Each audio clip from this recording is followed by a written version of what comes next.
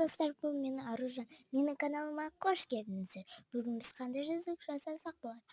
Бүгін біз вишна жүзік жасайтын боламыз. Ол үшін бізге керекті заттарымыз қайшы және де жіп. Содан кейін бізге бисер керек болады. Бисердің бізге ашық розовый керек, және де бізге қызыл керек болады. Және де жабық жасыл керек болады.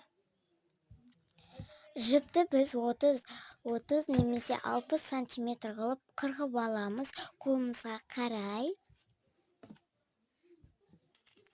Сосын біз жасылдан 2 салатын боламыз, қызылдан да 2. Ай бітпеңіздер, бұл жерде көрмей қалды. Содан соң біз қызыл жақтағы жіпті екі жасылға істейтін боламыз. Міне, арттағы дауысқа мән бермейміз.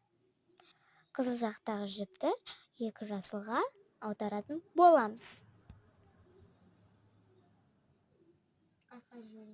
Солай біздің жүзігіміз шығатын вишнамыз шығатын болады.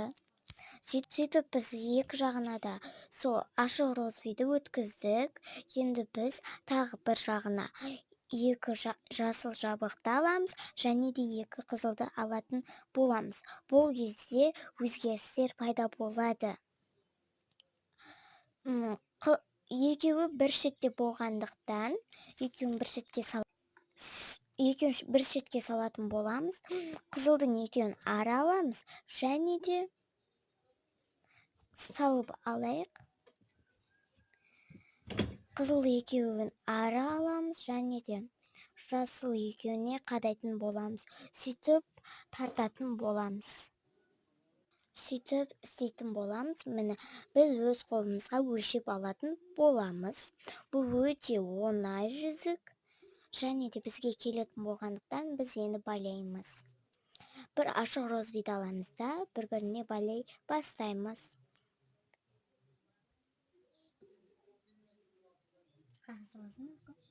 Арттағы дауыстарға мән бермейміз.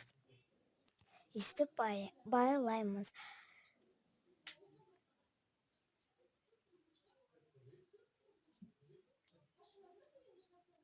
Соны 3-4 рет байлайтын боламыз.